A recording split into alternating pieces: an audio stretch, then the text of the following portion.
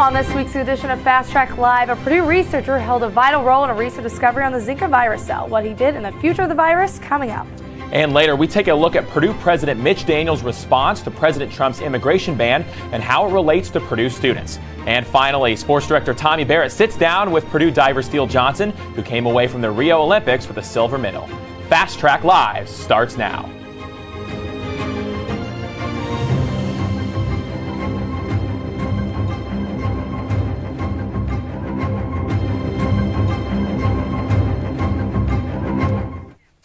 Welcome to Fast Track Live. We're coming to you live from the Fast Track Studios, brought to you by the Brian Lamb School of Communication at Purdue University. I'm Trevor Peters, alongside Molly Shaughnessy. A Purdue University research team has learned more about the Zika virus, the disease that causes birth defects in children. Haley Distinguished Professor of Biological Sciences Michael Rossman led a team that has now discovered what the beginning stages of the virus looks like. Distinguished biological professors and researchers Michael Rossman and Richard Kuhn have made further discoveries on the immature Zika virus structure. These discoveries will provide important insights that can lead to the development of effective antiviral treatments and vaccines. Professor Rossman explains in layman's terms what his discoveries mean to the public. I usually make an analogy with a car. If you want to see how the car works or want to stop the car, then it's a good idea to study what the motor is like, how the motor works. If you understand how the motor works on the car, then you can do things to the motor which would stop the motor from working. Rossman describes his team's efforts in moving forward with the virus and Purdue's unique opportunities for coming out with new information. So we're going to be studying more different antibodies complex with the virus. Other ways of inhibiting the virus will also be working out. Ways in which the virus can be turned into a vaccine, although we're most definitely not going to be the first people to make a Zika virus vaccine because there's so many other people working on it. What we can do here is to understand how vaccines can work, how the virus works, how the virus infects. So with our work, we can find out a lot about the virus, which other people can't. Dakota Simon, Fast Track News. When we come back, a change in the Purdue basketball roster, who is out and what it means going forward for Matt Painter's crew. And later, the presidential lecture series continues. Find out who will be at Purdue this evening with the president. Stay with us. On Sunday, Purdue President Mitch Daniels issued a statement regarding President Trump's executive order on immigration. Daniels said, quote, "The president's order related to immigration is a bad idea, poorly implemented, and I hope it will be promptly revoked and rethink it. If the idea is to strengthen the protection of Americans against terrorism, there are far many better ways to achieve it," end quote. Around 100 of Purdue students are from countries named in the order and have non-immigrant visas. 10 faculty members are citizens from the countries named. Purdue basketball announced the release of redshirt junior Basil Smotherman yesterday morning prior to the team's away game against Nebraska. Head coach Matt Painter saying, quote, "There are standards and expectations that our student athletes must follow, and Basil has not met those guidelines," end quote.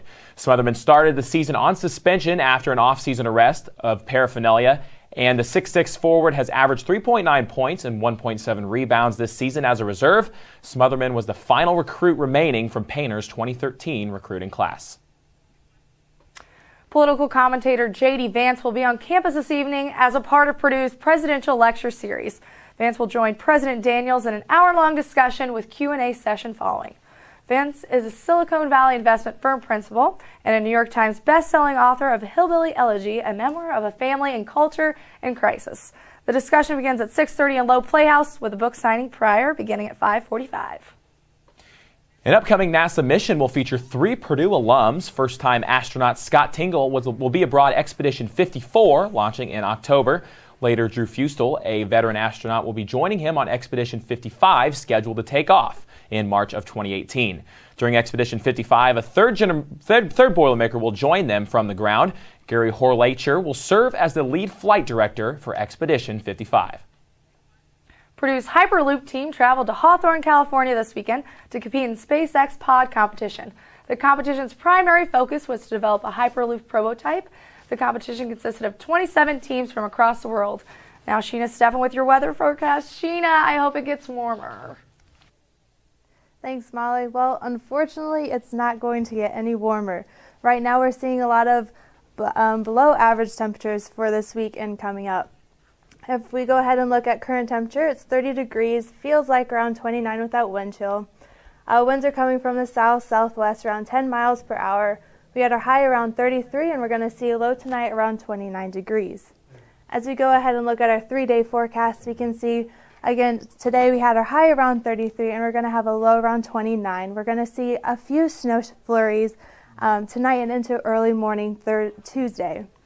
If you go ahead and look, you can see we're having a high around 39 and a low around 31 on Tuesday. Again, mostly cloudy for most of this week. Carrying on into Wednesday, a high around 35 and a low around 19. Again, mostly cloudy on Wednesday.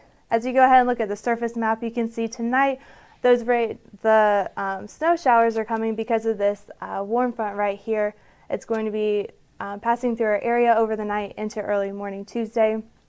And then carrying on into Tuesday morning, you can see that the snow is off to our east, and that brings us this cold front, which will bring us the colder weather later on in this week, as you'll see soon.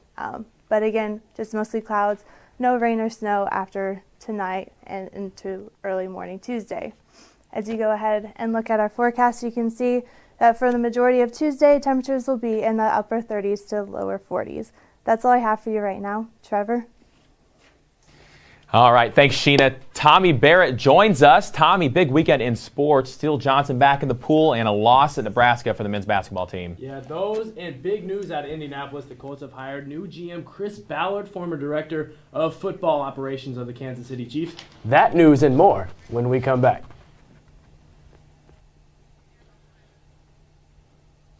It was a tough stretch for the Boilermakers in the last few days as Purdue managed to find themselves on the losing end of many of the weekend's events. And in action were track, basketball, wrestling, both men's and women's tennis, and all of those teams managed to fall. Sports highlights now. Purdue's men's basketball team was in action at Nebraska, where the Boilermakers had the 3-ball going early with Dakota Mathias. He knocked down 5 threes in the ball game. Purdue knocked down 14. Ultimately, though, turnovers did the Boilers in late in Lincoln as they fell 83-80. They also had a shot to win the game after Nebraska took the lead here on Michael Jacobson's tip-in. They were down 83-80, and Dakota Mathias could not tie the game to send it to overtime. The Boilermakers fall to 17-5 on the year, 6-3 in the Big Ten. They host Northwestern on Wednesday, who just now got into the top 25. The wrestling team was also on the mats as they hosted the 13th team in the nation, the Minnesota Golden Gophers, on Sunday. They fell 29-12, even though they lost the meet. Head coach Tony Ersland said it was nice for the Boilermakers to get a few wins. Both freshman Nate Lemieux and redshirt junior Jacob Morrissey picked up wins. But the highlight of the meet was the Boilermakers and redshirt junior Luke Welch coming away with a 4-0 upset of number 15 Mitch McKee at 133 pounds. Sunday's loss drops the Boilermakers to 8-5 on the year, 3-5 in the Big Ten, and they travel to Illinois on Sunday for their last road meet of the season. There are not many schools in the nation that can say they produced Olympic medal winners. Purdue can say they can, with 2, David Bedaya and current Boilermaker Steele Johnson. Some people might know who Steele Johnson is here in West Lafayette, but around the world, he's famous. Being down in Rio was an unbelievable time. It was seriously like a daydream, honestly. Like you work so hard for so long to try to qualify for the Olympic Games, and then you're finally at the Olympics, and it just doesn't even seem real. We were at the opening ceremonies, and it's this big party, big festival, just so many athletes from so many different countries just coming together and having a good time. Johnson did not go to Rio alone. He and former Boilermaker standout David Bedaya competed together for a chance to win gold. It was cool having David alongside me on that Olympic journey because he's been to 2 Olympics already. He's won an Olympic gold and a bronze before this Games. So he knows what he's doing. He knows how it works. And it was cool going to the Olympics side by side with him because he had all that experience. But I got to kind of tap into that experience he had throughout the 4 years before the Olympics, just training with him every single day. He was preparing me really well, along with my coach, Adam. They were preparing me really well for the Olympics. Coming back to Purdue has been difficult for Johnson. The 2-time NCAA champion and 12-time Big Ten Diver of the Week admits that it is definitely different but his mindset still has not changed. Honestly, it is kind of tough for me to be motivated for Big Tens. I think the biggest motivation is the fact that we have just such a dynamic team that I get to train with day in and day out, and they're just so good on all boards. They truly are Olympic level. They were where I was at about 4 years ago when I started training with David. But at the end of the day, it is a little more challenging not having the heavy hitters from China or Great Britain or Australia all at these meets. So the meets have a different vibe, but they are just different meets. At the end of the day, you just want to put your 6 best dives down, and whether that's at a regional meet or whether that's at the Olympic Games, you want to go in with a good mindset, and you want to go in knowing you want to perform the best you possibly can. Dominating at the NCAA level is one thing, but winning a silver medal for the United States on the Olympic stage is something that Johnson will always be able to say he accomplished. A lot of competitions leading up to the Olympics where we got 4th place, so we weren't on the podium. So to stand on the podium with a silver instead of just a bronze at the meet that really mattered was just truly a great moment. It was such a satisfying moment. Like, all this work has paid off, and it already paid off even if we wouldn't have medaled. Like, we've learned so much along the way, and we've enjoyed the entire journey. But to have something to come away from the Olympics with is just super, super satisfying and super incredible. Tommy Barrett, Fast Track Sports. Trevor Steele Johnson, one of the nicest guys I've ever met. He's actually getting married in June. Absolutely incredible. I got to see him on Friday when they dived against Minnesota and Northwestern. Absolutely incredible guy. And him and David Badaya, best of friends. Pretty incredible stuff there. 2 people out of Purdue in the Olympics. You can't find that anywhere else in the country. And you might have saw on that package, got that tattoo right on that forearm, that Olympic ring tattoo. David Badaya got on his back after that first gold medal performance. But yeah, pretty cool to have that and be able to show off 2 of our Boiler Olympians. And I saw his medal. It was heavy. Pretty awesome, huh? All right, good deal. Thanks, Tommy. Coming up after the break, several Purdue students have been researching climate change in a very unique environment. Hear from these students living in the frigid conditions and what they are studying. Stay with us.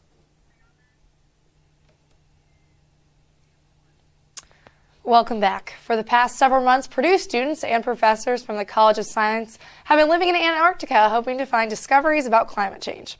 Purdue University is the only lab in the world that contains tests that can test rocks and find ice in Antarctica that can determine the future of climate change. Fast Track reporter Sarah Cohen sat down with one of the students involved with this project. Purdue is home of the only existing rare isotope measurement laboratory in the world, also known as the PRIME Lab. For the past several months, Purdue College of Science faculty and selected students have been measuring ice sheets in Antarctica and using the PRIME Lab and making new discoveries about climate change. So the project we're working on is an international team of research scientists, and basically what they're doing is going down to Antarctica and taking rock samples, and when they do that, they can look at the makeup of the rocks and see where the glaciers were like billions of years ago, and then they can take that and create scientific models from it to predict how the ice sheets are going to change in the future. And we have something called the PRIME Lab here, where they can analyze the samples, and that's where all of the chemical analysis will be happening, is here. The big overarching goal, I would say, is to connect with teachers to try and teach kids about what's climate change and why is it happening and why are we losing all of this ice mass. So I would hope that we can start to inspire a younger generation of scientists and really reach the public. The Purdue team is excited to make contributions to the findings and hoping to teach future generations about climate change. Sarah Cohen, Fast Track News. As I mentioned earlier, we are expecting a lot of below average temperatures right now for this week until this weekend. As we go ahead and look Tuesday, right now we're expecting to see a high around 39 and mostly clear. A few clouds here and there. Again, early snow showers early in the morning from tonight carrying on. But other than that, pretty clear. Looking at tomorrow evening, you can see for the majority of the night, we're seeing temperatures in the mid to lower 30s. So around 8 o'clock, seeing a temperature around 31, and then around midnight, 36, and then around 2 o'clock in the morning, temperature around 35. As we go ahead and look at this weekend's forecast, we are going to see a small chance of snow later on this weekend. So Friday we're going to see a high around 32 with a low around 22. Saturday a high around 30 and a low around 21. And then Sunday is when we're expecting that snow chance to come into our area. So around 30% on Sunday throughout most of the day. Again, mostly cloudy for most of the week and into the weekend. As you look at the 7-day forecast, you can see starting off Monday, we're seeing a high around 33, and then tonight we'll see the low around 29. Tuesday and Wednesday, we're going to see temperatures in the mid to upper 30s, and then Thursday is when we'll start seeing temperatures start to drop. That's when that cold front will start coming around, and then carrying on into the rest of the week, we're going to see temperatures start to drop, and again Sunday with that chance of snow. That's all I have for you, Trevor. Thank you, Sheena. Current Bryan Lamb School Communication Clinical Professor Carolyn Curiel became the first Purdue alumna to be recognized as a top educator of journalism by Crain's News Pro. Curiel served as a former President Bill Clinton's speechwriter, and during Clinton's second term, she was confirmed as the United States Ambassador to Belize. She also is the director and founder of Purdue's Institute of Civic Communication. Congratulations, Ambassador Curiel. On Sunday, Purdue Convocations held the event Dinosaur Zoo Live. The public was able to interact with lifelike dinosaurs and learn about the history of these creatures. It took the public back to prehistoric times. Dinosaur Zoo Live was aimed to educate children about the history of the dinosaurs by entertaining them with a theatrical performance. Well, we are 6 days away from Super Bowl 51, and in Houston, for the 18th consecutive year, a former Boilermaker will play in the game. And this year, there's a player on either side. New England Patriots starting outside linebacker Rob Ninkovich will play in his third Super Bowl since graduating from Purdue in 2006. And on the NFC side, safety Ricardo Allen, a 2014 graduate from Purdue, will make his first Super Bowl appearance with the Atlanta Falcons. The streak of Boilermakers in the Super Bowl began with Super Bowl 34 and is now the longest streak of any NCAA Division I school. Certainly looking forward to next Sunday. It'll be a great game.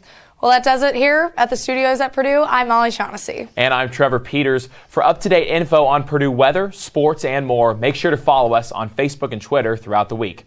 We hope to see you next Monday. Have a great night.